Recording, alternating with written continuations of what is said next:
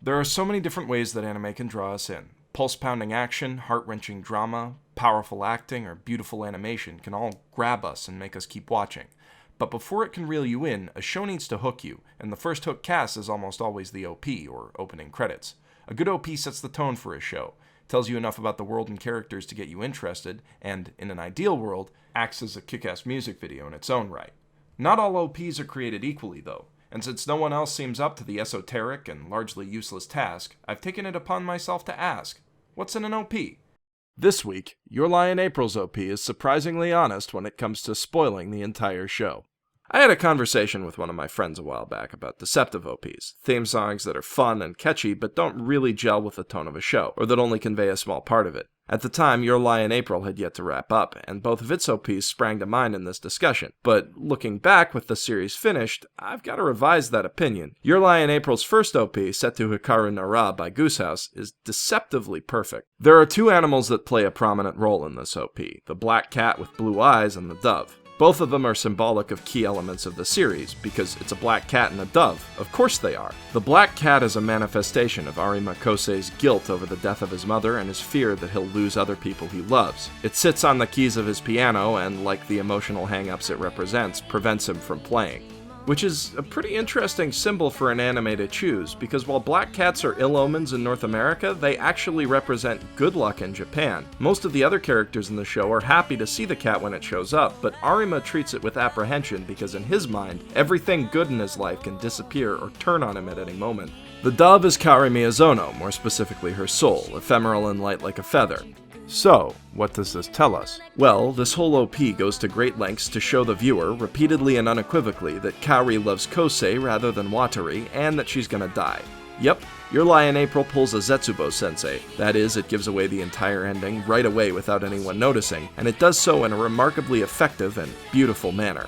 We get right into it with the character introductions, which convey a lot aside from foretelling death. Kosei stares over his shoulder at Kaori because he has a crush on her, and she hogs the spotlight when she has it. She's also the only character in these intros to close her eyes. Kosei awkwardly snaps to attention when he's center frame, while Tsubaki sneaks a glance over her shoulder because she has a crush on him.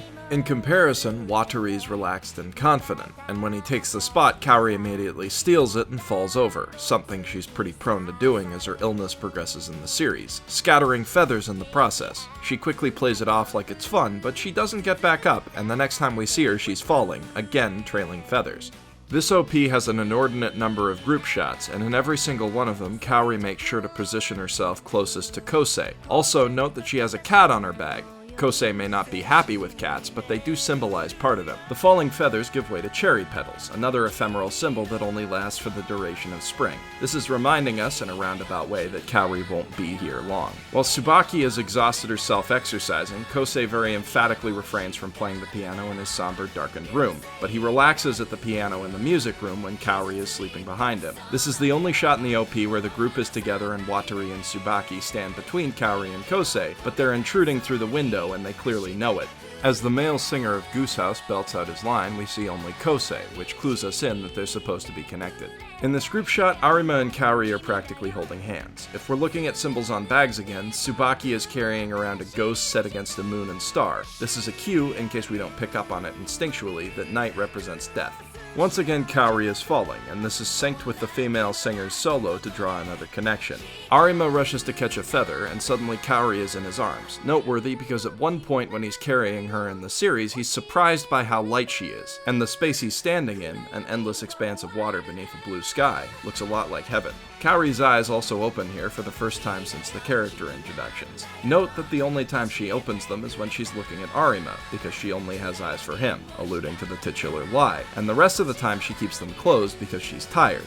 Or dead. A1 Pictures' animation team now gets to show off their ability to convey subtle emotion. As Kosei and Kaori sing a duet, Watari kicks a ball in frustration, his expression clearly showing hurt, and happy memories of Arima cause Tsubaki to cry inexplicably and uncontrollably. The music reaches its climax as Kaori and Kosei perform together for the first time, and she opens her eyes yet again to catch his. Then the concert moves to heaven, In the show, she collapses at the end of this performance, but in the OP, she slyly presses her fingers to her lips as though telling us to keep it a secret. Watari and Tsubaki are watching from a row of 3 seats. Clearly, there's no room for a 4th, and while Watari is standing to leave room, the only trio in the show consists of him, Kosei, and Tsubaki. So while it seems like there's 2 spaces, only Arima is actually missing, while Kaori is either not long for this world or not coming back at all. Once more, the black cat stands in the way of the music, but Kosei dances right past it with Kaori, which makes sense since she helps him overcome that block.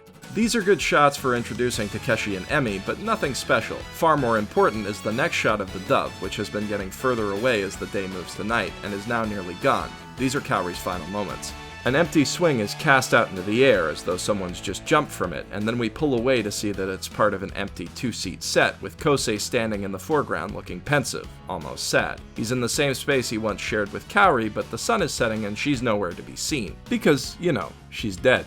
Some might argue that the final group shot that follows discounts this, but in fact it reinforces it. Immediately before the shot, we see a black cat next to a single trail of footprints in the sand, with fireflies swarming all around. In Japanese culture, fireflies carry a number of different meanings. They're often associated with passionate love, a good fit for the series, summer nights, i.e. the end of spring, and endings. Specifically, a song called Light of the Fireflies is often sung at graduations.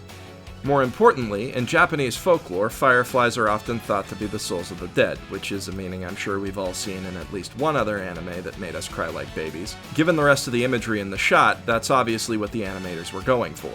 So this final group shot takes place in a land of fireflies, perhaps on the border of the afterlife, and as these departed souls dance around, the entire cast is frozen, except, of course, for Kaori, the other departed soul in the shot. The footprints at first seem to be Arima's, but in fact they're hers, and he's gazing back at the trail she blazed through his life. In the final shot, we see Kosei smile wistfully before he turns and runs forward once more, and we tilt up to see the dove shedding feathers and glowing exactly like the ethereal fireflies as it soars off at last into the night.